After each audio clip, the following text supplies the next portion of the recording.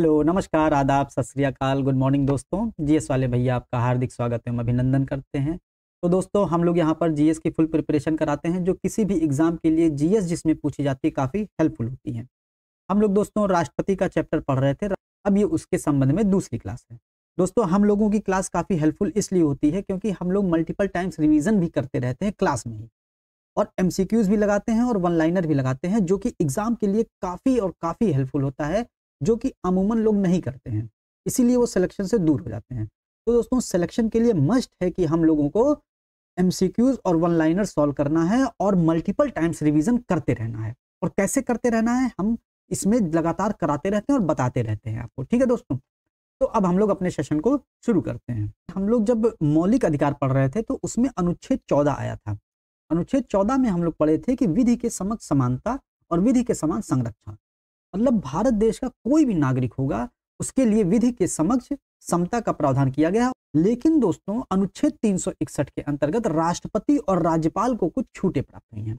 हम लोग इसमें राष्ट्रपति का देखेंगे और सेम प्रोसेस राज्यपाल का भी है। ठीक है, ये समझ लेंगे। तो अनुच्छेद 361 में है राष्ट्रपति और राज्यपाल के विशेष अधिकार। चूंकि इसमें राज्यपाल इसमें राष्ट्रपति का है तो केवल और केवल राष्ट्रपति का नाम इसमें लिखा गया है। ठीक है, अनुच्छेद 361 में राष्ट्रपति के विशेष अधिकार हैं कि राष्ट्रपति को किसी भी कर्तव्य के लिए न्यायालय के समक्ष उत्तरदायी नहीं ठहराया जाएगा। राष्ट्रपति कोई भी कार्य करेंगे उनको न्यायालय के समक्ष उत्तरदायी, मतलब न्यायालय उनके लिए समन जारी नहीं कर सकती है। न्यायालय उनकी गिरफ्तारी या वारंट या गवाही के लिए समन जारी नहीं कर सकती है। ठीक है, मतलब राष्ट्रपति को दांडिक और सिविल कार्यवाहियों से कुछ छूटें प्राप्त हैं। ठीक, दांडिक कार्यवाही तो की ही नहीं जा सकती है। ठीक है, मतलब फौजदारी मामला उनके खिलाफ दर्ज ही नहीं किया जा सकता है। लेकिन जो सिविल कार्यवाही है, जो दीवानी मामले हैं, उनके संबंध में 2 महीने पहले नोटिस जारी की जाएगी और फिर उनके संबंध में कार्यवाहियां आगे बढ़ाई जाएंगी। तो यहां से बहुत इंपॉर्टेंट क्वेश्चन पूछा जाता है। तो सिविल कार्यवाही के लिए कुछ शर्तें हैं, लेकिन दांडिक कार्यवाही शुरू ही नहीं की जा सकती है। और सिविल कार्यवाही 2 महीने पहले शुरू की जाएगी और 2 महीने पहले नोटिस देकर शुरू की जाएगी। उसमें पक्षकार का नाम होगा, पक्षकार का पता होगा और किस कारण से उसने वाद दायर किया है उसके कारणों का स्पष्ट वर्णन होगा। ये नहीं कि कुछ भी वाद दायर कर दें, ठीक है। वाद जो मामले होंगे उनके संबंध में विशिष्ट रूप से उसमें लिखा हुआ होगा। ठीक है, और 2 महीने पहले। तो ये है राष्ट्रपति को विशेष अधिकार। दांडिक कार्यवाही के संबंध में पूर्णतः विशेष अधिकार प्राप्त है, लेकिन सिविल कार्यवाही 2 महीने की पूर्व नोटिस पर उनको जारी की जा सकती है। और उसमें पक्षकार जो नोटिस जारी कराने के संबंध में मुख्य जो व्यक्ति होगा, वो जो पक्षकार होगा उसमें नाम होगा, उसमें पता होगा और किस कारण से वाद दायर कर रहा है उसके संबंध में भी साफ साफ लिखा होगा। ठीक है, वाद का कारण लिखा होगा। ठीक, अब हम लोग देखते हैं राष्ट्रपति की शक्तियां, राष्ट्रपति की क्या क्या शक्तियां हैं।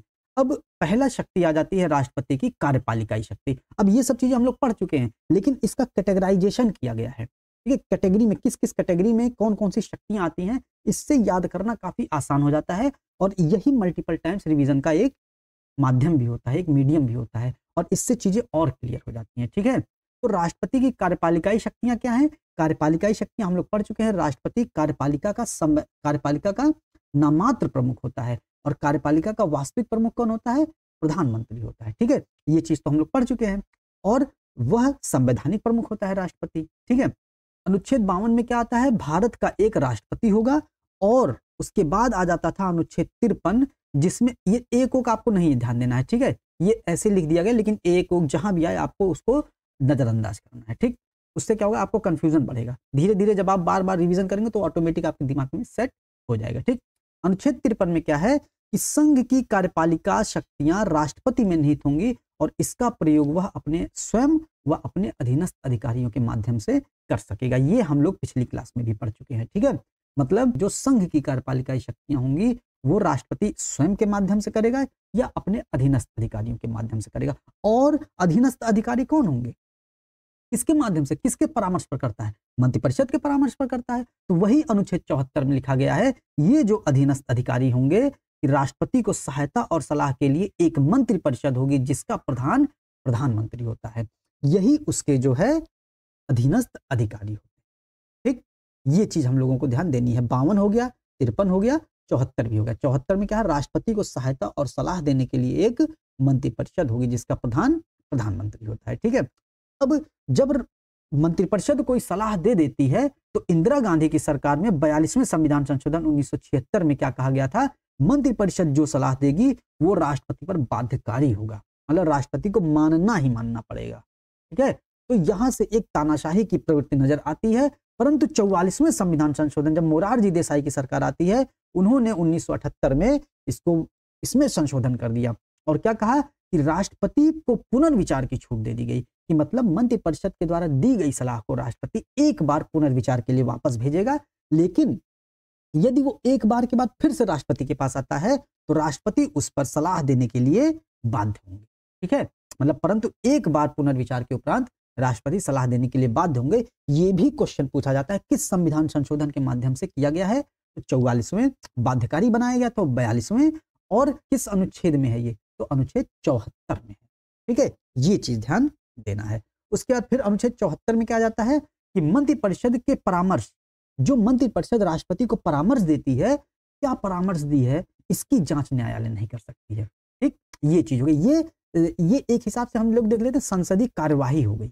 अनुच्छेद 122 के तहत भी यह कहा जाता है कि सर्वोच्च न्यायालय संसद की कार्यवाही में हस्तक्षेप नहीं करेगा, और ये भी एक प्रकार से उसी से मिलती जुलती प्रक्रिया हो जाती है दोस्तों। ठीक है, ये चीज हम लोगों को ध्यान देनी, चीजों को ऐसे रिलेट करके पढ़ा करिए।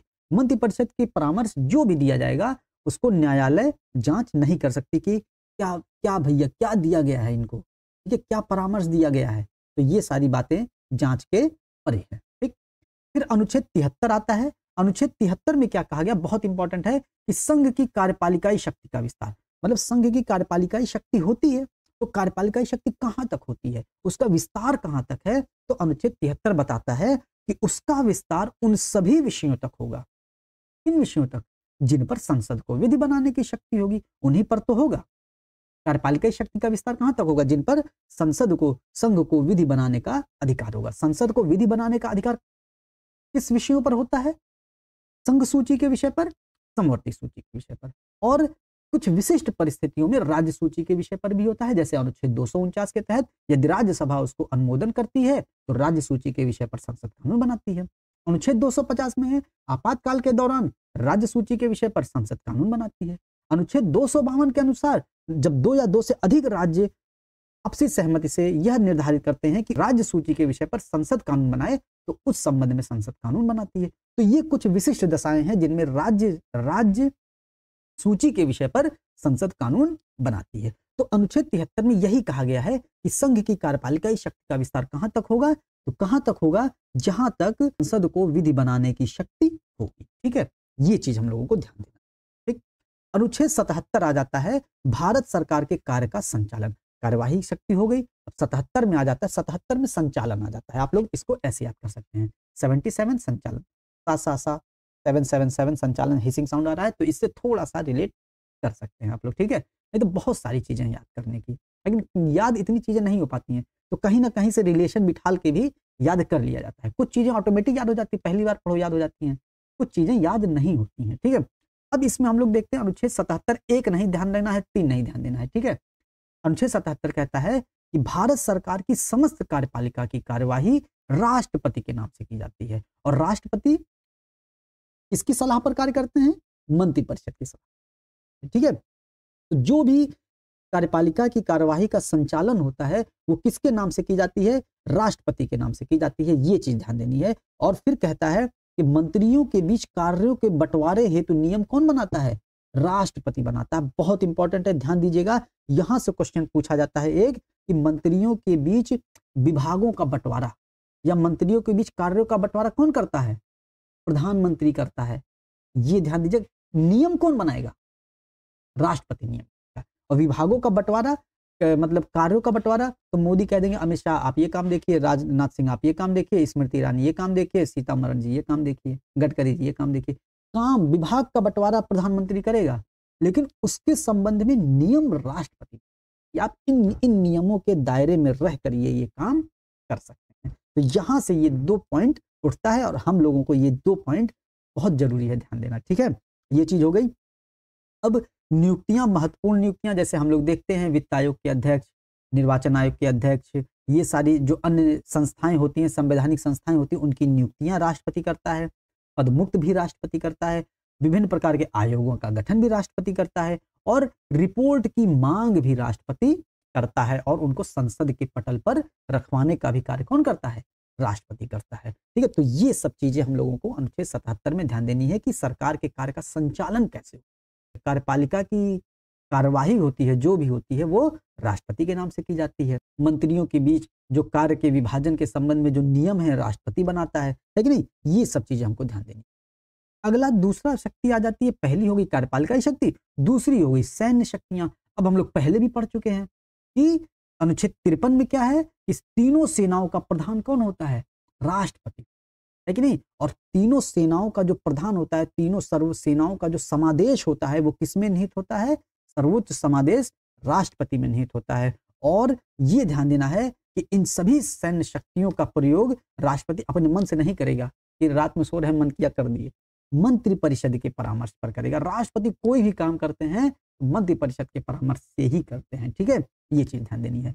और सैन्य शक्तियां भी एक हिसाब से देखें तो कार्यपालिकाई शक्तियों का ही भाग।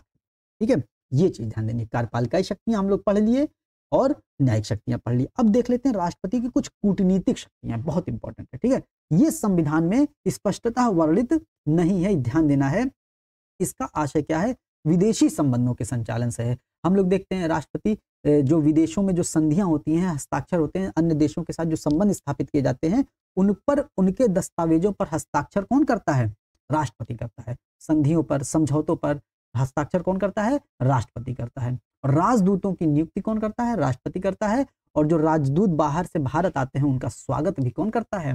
राष्ट्रपति करता है। ये सारी चीजें राष्ट्रपति की कूटनीतिक शक्तियां हुई। कूटनीतिक शक्तियां विदेशों के संबंध में जोड़ करके हम लोग समझ सकते हैं। ठीक है, अब आ जाता है राष्ट्रपति की वित्तीय शक्तियां, बहुत इंपॉर्टेंट है, ध्यान देना है। क्वेश्चन पूछा ही पूछा जाता है, जितना भी हम यहाँ बता रहे हैं क्वेश्चन हर एक पॉइंट से पूछा जाता है और हर एग्जाम में पूछा जाता है, तो आपके लिए मस्ट है ये सब समझना बहुत अच्छा।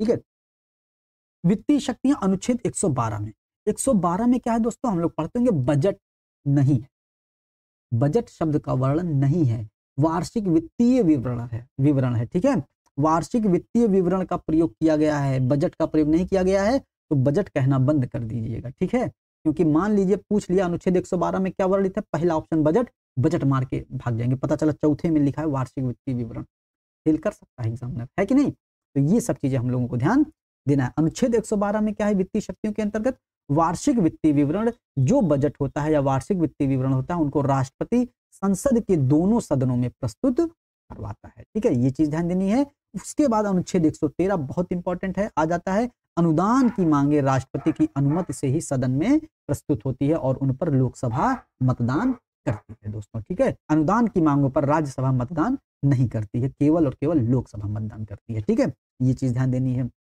112 में है वार्षिक वित्तीय विवरण, मतलब बजट को कौन प्रस्तुत करवाता है दोनों सदनों में? राष्ट्रपति। अनुदान की मांगे 113 में है, वो राष्ट्रपति की इस अनुमति से ही प्रस्तुत की जाती है। ठीक, उसके बाद बहुत इंपॉर्टेंट है अनुच्छेद 267 में आ जाता है आकस्मिक निधि। आपातकाल के दौरान या कुछ ऐसी परिस्थितियां यदि उत्पन्न हो जाती हैं कि पैसा निकालना इंपॉर्टेंट हो जाता है, मंत्रिपरिषद के परामर्श से उस समय नहीं, उस समय तुरंत यदि पैसे की आवश्यकता है तो आकस्मिक निधि से आता है और उसमें राष्ट्रपति की सहमति से पैसा निकाल लिया जाता है। तो कहा जाता है आकस्मिक निधि का संरक्षक कौन होता है? राष्ट्रपति। ठीक है, ये चीज ध्यान देनी है। ठीक, तो कौन कौन सी शक्तियां हो गई? कार्यपालिकाई शक्तियां हो गई, सैन्य शक्तियां हो गई, कूटनीतिक शक्तियां हो गई, वित्तीय शक्तियां हो गई। वित्तीय शक्तियों के बाद आ जाता है विधायी शक्तियां, है कि नहीं? राष्ट्रपति की विधायी शक्तियां मतलब विधानमंडल, मतलब सदन से संबंधित शक्तियां। तो हम लोग देखते हैं राज्यसभा में 12 सदस्य राष्ट्रपति मनोनीत करता है कि नहीं? राज्यसभा अनुच्छेद 80 में है, उसी में क्या है? राज्यसभा में 12 सदस्यों को राष्ट्रपति मनोनीत करता। बहुत इंपॉर्टेंट है, किन किन क्षेत्रों से? साहित्य, कला, विज्ञान, समाज सेवा के क्षेत्र से राष्ट्रपति मनोनीत करता है। और राष्ट्रपति मनोनीत करता है इनको, इसीलिए मनोनीत वाले सदस्य राष्ट्रपति के निर्वाचन में भाग नहीं लेते, क्योंकि ये राष्ट्रपति का फेवर कर देंगे, है कि नहीं? पता चला राष्ट्रपति ने 12 सदस्यों को मनोनीत किया, राज्यसभा में। और अगर राज्यसभा के मनोनीत सदस्य भी हो गए, या जो आंग्ल भारतीय सदस्य मनोनीत होते थे लोकसभा में, इन दोनों को अगर शामिल कर दिया गया, तो आंग्ल भारतीय सदस्य और राज्यसभा के ये मनोनीत सदस्य सोचेंगे कि हमको राष्ट्रपति ने नियुक्त किया है, तो हम इनका फेवर कर देते हैं, है कि नहीं, राष्ट्रपति दोबारा बन जाएंगे ये, तो हमारा कार्यकाल को दोबारा आ जाए, फिर हम बन जाए। तो ये सब चीजें हो जाती, इसीलिए किसी प्रकार का फेवर ना हो, इसीलिए मनोनीत सदस्यों को राष्ट्रपति के निर्वाचन से हटा दिया। और आपको लोगों के लिए एक क्वेश्चन है, कमेंट सेक्शन में जरूर बताइएगा लिख के कि जो 12 सदस्यों के मनोनीत का विचार है, ये किस देश के संविधान से लिया गया है। संविधान की विशेषताओं में बता चुके हैं, संविधान के विदेशी स्रोत में बता चुके हैं, बहुत इंपॉर्टेंट, ठीक है, बताइएगा। अगला आ जाता है लोकसभा को भंग करने का अधिकार किसका है, राष्ट्रपति को। बहुत इंपॉर्टेंट है, लोकसभा को भंग करने का अधिकार किसका है, राष्ट्रपति का है। संसद के सत्र का सत्रावसान करता है, आहूत करता है, बुलाता है, और लोकसभा को भंग करने का अधिकार किसका है, राष्ट्रपति का है, ठीक है। लोकसभा के कार्यकाल में वृद्धि कब होती है, ऐसे थोड़ी ना हो जाएगी। लोकसभा के कार्यकाल में वृद्धि आपातकाल के दौरान होती है, और आपातकाल के दौरान जब होती है तो एक बार में 1 वर्ष हेतु कौन बढ़ाता है, राष्ट्रपति बढ़ाता है उसका कार्यकाल, ठीक है, ये चीज ध्यान देनी है। अब इसी में आ जाता है अनुच्छेद 85, अनुच्छेद 86 और नीचे आ जाएगा अनुच्छेद 87, ठीक है। अनुच्छेद 85 में क्या है, संसद के सत्र को बुलाना, आहूत करना, सत्रावसान करना मतलब सत्र का समापन करना, और विघटन करना, विघटन का मतलब भंग करना, ठीक है, इसका अधिकार है, राष्ट्रपति का अधिकार। लेकिन स्थगन पूछ लेता है, यहीं से पूछ लेगा स्थगन का अधिकार किसका है, संसद के सत्र को स्थगित करना, तो स्थगित करने का अधिकार किसका आ जाता है, लोकसभा अध्यक्ष का आ जाता है। यहां से हम लोग डिफरेंस करके समझ सकते हैं, ठीक है। संसद के सत्र का सत्रावसान, आहूत करना और विघटन करना राष्ट्रपति का है, जबकि संसद के सत्र को स्थगित करना लोकसभा अध्यक्ष का है, ठीक है। अनुच्छेद 86 में आ जाता है, दोनों सदनों को संबोधित तथा संदेश भेजने का अधिकार किसका है, राष्ट्रपति का। राष्ट्रपति दोनों सदनों को संबोधित करता है और उनको संदेश भी भेज सकता है, ठीक। और इससे ज्यादा इंपॉर्टेंट आ जाता है अनुच्छेद 87, विशेष अभिभाषण है। अनुच्छेद 87 में क्या है, विशेष अभिभाषण, विशेष है तो कुछ विशिष्ट परिस्थितियों में होगा। और कौन कौन सी वो विशिष्ट परिस्थितियां हैं, तो 2 विशिष्ट परिस्थितियां हैं। कौन कौन सी है, जब प्रत्येक वर्ष शुरू होगा, हर वर्ष शुरू होता है ना, हम लोग हैप्पी न्यू ईयर मनाते हैं, तो हैप्पी न्यू ईयर के 1 महीने बाद जब बजट सत्र शुरू होता है, तो संसद का पहला सत्र शुरू होता है, तो उसको अभिभाषित करना, उसमें अभिभाषण देना किसका काम है, राष्ट्रपति। विशेष अभिभाषण 2 अवसरों पर होता है। उसके बाद कब होता है, दूसरा अवसर, मान लीजिए चुनाव होता है, 2024 का भी चुनाव होगा, चुनाव के बाद जब सरकार बनेगी, उसके बाद जो है लोकसभा का पहला सत्र जब होगा, तब जो है राष्ट्रपति का विशेष अभिभाषण होगा। मतलब हर साल जो है प्रथम सत्र के दौरान और चुनाव के बाद, जब भी चुनाव होगा उसके बाद जब प्रथम लोकसभा का पहला सत्र होगा, तब जो है राष्ट्रपति का विशेष अभिभाषण माना जाएगा, दिया जाएगा, ठीक है। ये चीज हम लोग नोट कर सकते हैं। अनुच्छेद 108 में आप लोग पढ़े होंगे, दोनों सदनों का संयुक्त अधिवेशन है, बस इतना ही समझेंगे। संयुक्त अधिवेशन कौन बुलाता है, राष्ट्रपति बुलाता है। बाकी जब अनुच्छेद 108 पढ़ेंगे तो इसके बारे में विस्तार से पढ़ेंगे। अभी जहां जहां भी संविधान में राष्ट्रपति के बारे में बात की गई है, सबको एक जगह हमने इकट्ठा करके आप लोगों के सामने रखा है दोस्तों, ठीक है। बाकी इन सब चीजों के बारे में भी विस्तार से हम लोग आगे आने वाली क्लासों में पढ़ेंगे, ठीक।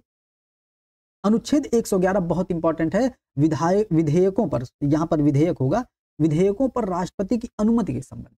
मान लीजिए संसद से कोई विधेयक पास हो गया, अब वो राष्ट्रपति के पास आता है, तो राष्ट्रपति क्या करता है, या तो उस पर अनुमति दे देता है, या अनुमति रोक लेता है, या पुनः विचार के लिए भेज देता है कि नहीं, पुनर्विचार के लिए भेजेगा। और फिर अगर अनुच्छेद 74 के तहत मंत्रिपरिषद पुनर्विचार के बाद राष्ट्रपति को पुनः देती है, तो राष्ट्रपति उस पर हस्ताक्षर करने के लिए बाध्य है। अनुच्छेद 74 में कौन सा संविधान संशोधन, 44वां संविधान संशोधन 1978। लेकिन 42वें संविधान संशोधन इंदिरा गांधी की सरकार में क्या कर दिया गया था कि मंत्रिपरिषद जो भी सलाह देगी राष्ट्रपति मानने के लिए बाध्य होगा।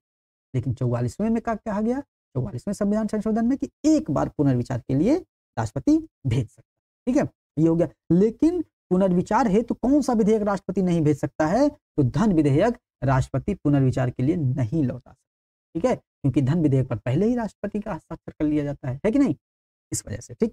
अगला आ जाता है अनुच्छेद 123। अनुच्छेद 123 में अध्यादेश जारी करने की शक्ति है। अध्यादेश कब जारी किया जा सकता है, जब संसद के दोनों सत्र ना चल रहे हों, कोई भी एक सदन का सत्र चल रहा हो तो भी जो है कानून नहीं बन सकता है, इसलिए उस समय अध्यादेश जारी करके कानून बनाया जा सकता है। ठीक है, अब अध्यादेश के बारे में और सारी बातें बाद में पढ़ेंगे हम लोग, अभी बस इतना ही पढ़ते हैं। ठीक है, और अध्यादेश की अधिकतम अवधि कितनी होती है? 6 महीने 6 सप्ताह है। ठीक, अध्यादेश किन विषयों पर जारी किया जाएगा? जाहिर सी बात है, अध्यादेश उन्हीं विषयों पर जारी किया जा सकता है जिन विषयों पर संसद को कानून बनाने की शक्ति है। ठीक, मतलब संघ सूची और समवर्ती सूची के विषयों पर। ठीक है, अब अगला पॉइंट है, कुछ विधेयकों पर प्रस्तुत करने से पहले राष्ट्रपति की अनुमति ले ली जाती है। कौन कौन से विधेयक है? अनुच्छेद 3। अनुच्छेद 3 में क्या था? राष्ट्र के भीतर जो है राज्यों का निर्माण करना, उनकी सीमाओं में परिवर्तन करना, क्षेत्रफल को घटाना बढ़ाना, है कि नहीं, राज्यों का नाम परिवर्तित करना, ये सारे विधेयक राष्ट्रपति की अनुमति से, राष्ट्रपति से पहले ही अनुमति लेकर के पेश किए जाते हैं। धन विधेयक अभी पढ़े थे, अनुच्छेद 110, है कि नहीं, इसीलिए राष्ट्रपति पुनर्विचार के लिए इनको नहीं भेज सकता, क्योंकि पहले ही अनुमति ले ली जाती है। अंतरराज्यीय व्यापार और वाणिज्य पर निबंधन लगाने वाला यदि कोई विधेयक होगा तो राष्ट्रपति की अनुमति से ही वो सदन में प्रस्तुत किया जाएगा। अगला देख लेते हैं, राष्ट्रपति की न्यायिक शक्तियां। क्या न्यायिक शक्तियां हैं? अनुच्छेद 72 के अंतर्गत। ठीक है, अनुच्छेद 72 के अंतर्गत राष्ट्रपति की न्यायिक शक्तियों का प्रावधान किया गया है। मुख्य 5 शक्तियां हैं, कौन कौन सी? क्षमादान, लघुकरण, परिहार, विराम और निलंबन। 5 शक्तियां, क्षमादान, लघुकरण, परिहार, विराम, निलंबन। बहुत इंपॉर्टेंट है, याद रखना है। क्षमादान में क्या होता है कि राष्ट्रपति किसी भी दंड को क्षमा कर सकता है, कोई भी प्रकार का दंड हो, चाहे वो मृत्यु दंड हो, चाहे सैन्य न्यायालय द्वारा कोई दंड दिया गया हो। सैन्य न्यायालय का सर्वोच्च समादेश किसमें निहित होता है? राष्ट्रपति में निहित होता है। इसीलिए क्वेश्चन यहां से भी पूछा जाता है, क्या राष्ट्रपति सैन्य न्यायालय द्वारा दिए गए दंड को भी माफ कर सकता है? माफ कर सकता है, क्योंकि सैन्य न्यायालय की समस्त शक्तियां, समस्त समादेश राष्ट्रपति में ही निहित होता है कि नहीं? तो मृत्यु दंड को क्षमा कर सकता है, सैन्य न्यायालय द्वारा दिए गए दंड को भी क्षमा कर सकता है। अगला आ जाता है लघुकरण। लघुकरण का मतलब होता है कम करना। अब किस चीज को कम करेगा? तो सजा को कम करेगा, और सजा 2 तरीके की दी जाती है। एक तो मान लीजिए किसी को 10 साल की सजा, नॉर्मल सजा दी, एक कठोर कारावास दिया जाता है। तो ये जो कठोर कारावास और सामान्य कारावास है, ये उसकी प्रकृति है, और जो 10 वर्ष की सजा है, ये उसकी मात्रा है। तो लघुकरण में प्रकृति और मात्रा दोनों को कम कर दिया जाता है, ये ध्यान दीजिएगा। मतलब मान लेते हैं किसी को लघुकरण के माध्यम से माफी दी गई और उसको 10 साल का कठोर कारावास था, ठीक है, तो कहा जा सकता है राष्ट्रपति के द्वारा इसको 5 साल का साधारण कारावास दे दिया जाए। ठीक है, मतलब मात्रा में भी कमी कर दी गई और प्रकृति में भी की गई। ठीक है, ये चीज समझना है। लेकिन जो परिहार आता है, पा से परिहार, पा से प्रकृति को कम नहीं किया जाता है। ठीक है, मात्रा को कम कर दिया जाएगा। मान लीजिए 10 साल की सजा है, 5 साल में कर दिया जाएगा, लेकिन यदि कठोर कारावास है तो प्रकृति नहीं कम की जाएगी, कही जाएगी कि इनको 5 साल का कठोर कारावास। ठीक है, तो लघुकरण और परिहार में ये डिफरेंस है, ये समझना है। लघुकरण में प्रकृति और मात्रा दोनों कम कर दी जाती है, परिहार में प्रकृति नहीं कम की जाती है, मात्रा को कम किया जाता है। पा से परिहार, पा से प्रकृति को कम नहीं किया जाता, ये चीज ध्यान देना है। विराम में क्या होता है? विराम में सजा कोई पाया है तो उसको सजा पर रोक लगाई जा सकती है। अब कैसे रोक लगाई जा सकती है? मान लीजिए विशेष कारण से रोक लगाई जा सकती है। मान लीजिए जेल में कोई महिला प्रेग्नेंट हो गई तो उसको रिहा किया जा सकता है, उस पर छूट दी जा सकती है। ठीक है, या किसी की तबीयत खराब हो गई या कुछ अन्य कारण आ गए तो कुछ विशेष कारणों से विराम लगाया जा सकता है सजा पर। ठीक है, ये हो गया। और निलंबन, ये हो गया क्षमादान, लघुकरण, परिहार, विराम, 5वां है निलंबन। निलंबन में क्या होता है? मृत्यु दंड के क्रियान्वयन पर तब तक रोक लगाना जब तक याचिका राष्ट्रपति के पास विचाराधीन है। मतलब मृत्यु दंड तब तक नहीं दिया जाएगा जब तक जो मृत्यु दंड जिसको दिया गया है, अगर उसने याचिका दायर की है या किसी ने उसकी तरफ से याचिका दायर की है, जब तक वो याचिका राष्ट्रपति के पास होगा तब तक उसको मृत्यु दंड नहीं दिया जाएगा। ठीक है, ये चीज ध्यान देनी है। तो बहुत इंपॉर्टेंट है, यहां से आप लोगों से क्वेश्चन पूछा जाता है, समाधान, लघुकरण, परिहार, विराम, निलंबन। तो ये 5 चीजें हैं, बहुत इंपॉर्टेंट है। उम्मीद है आपको ये चीजें समझ में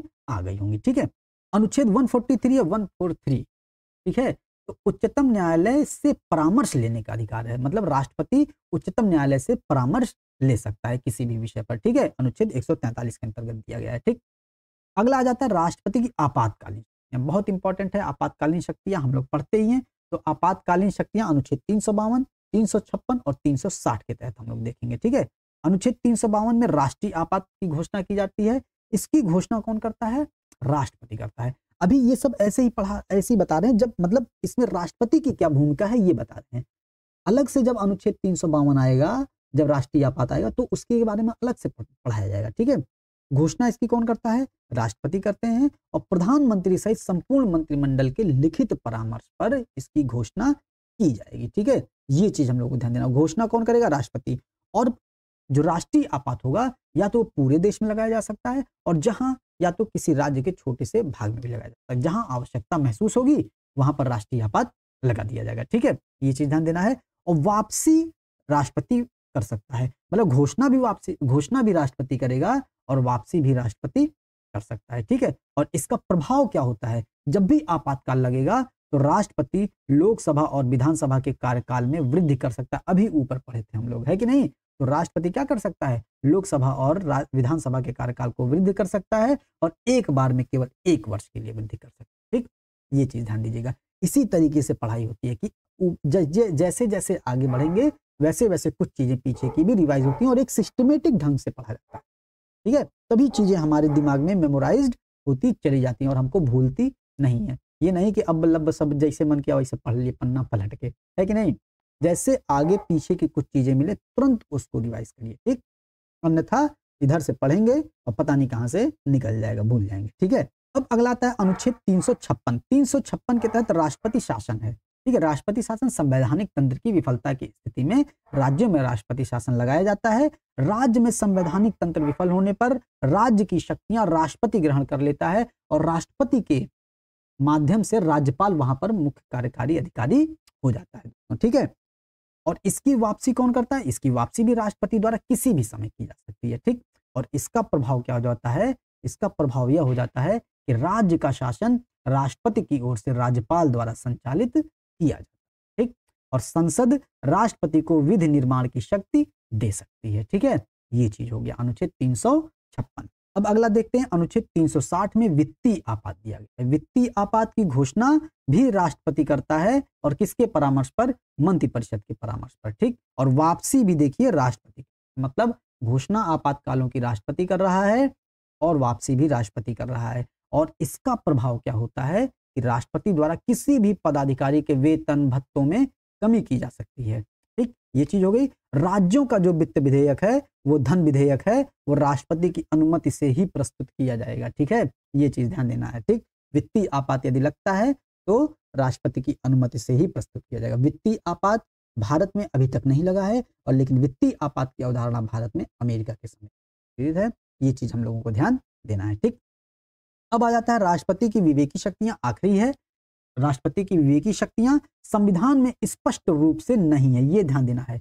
एक कूटनीतिक शक्तियां नहीं थी, एक ये भी स्पष्ट रूप से नहीं है, लेकिन कहां कहां निहित है? देखिए अनुच्छेद 74 में हम लोग क्या पढ़े थे कि मंत्रिपरिषद से पुनर्विचार की अपेक्षा, मतलब यदि मंत्रिपरिषद कोई विधेयक राष्ट्रपति को भेजता है तो राष्ट्रपति क्या करता है? उसको पुनर्विचार के लिए भेज सकता है। तो ये जो पुनर्विचार है, ये कहां किसकी शक्तियां? राष्ट्रपति की कुछ विवेकी शक्तियां अनुच्छेद 74 में नहीं थी। मतलब राष्ट्रपति के पास विधेयक आया तो राष्ट्रपति खुद विचार करेंगे, उसके बाद भेज देंगे पुनर्विचार के लिए। तो राष्ट्रपति ये जो पुनर्विचार शक्ति है, मंत्रिपरिषद से पुनर्विचार की अपेक्षा है, ये राष्ट्रपति की विवेकी शक्ति में ये। ठीक, उसके बाद बहुत इंपॉर्टेंट आ जाता है अनुच्छेद 78। ध्यान देना है, अनुच्छेद 78 में राष्ट्रपति जो सूचना मांगेंगे प्रधानमंत्री उपलब्ध कराएंगे।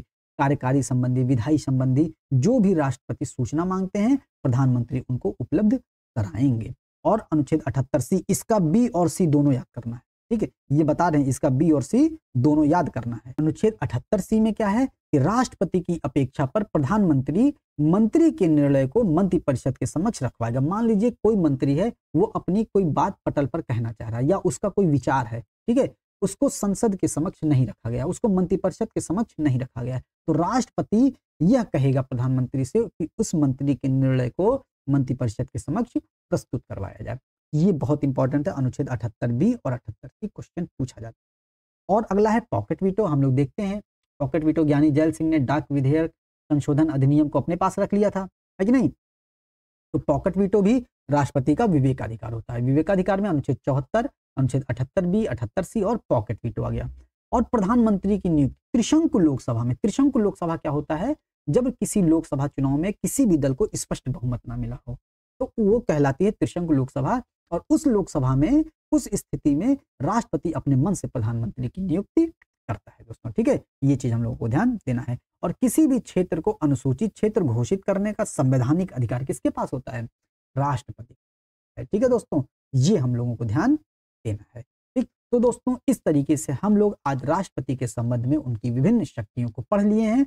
दोस्तों उम्मीद है आपको बहुत अच्छे तरीके से समझ में आया होगा। ये सारी चीजें हम लोगों ने बहुत अच्छे तरीके से पढ़ ली। क्वेश्चन आएगा दोस्तों, लिखित गारंटी है, इससे बाहर क्वेश्चन जा ही नहीं सकते। मिलते हैं अगले सेशन में। जय हिंद, जय भारत।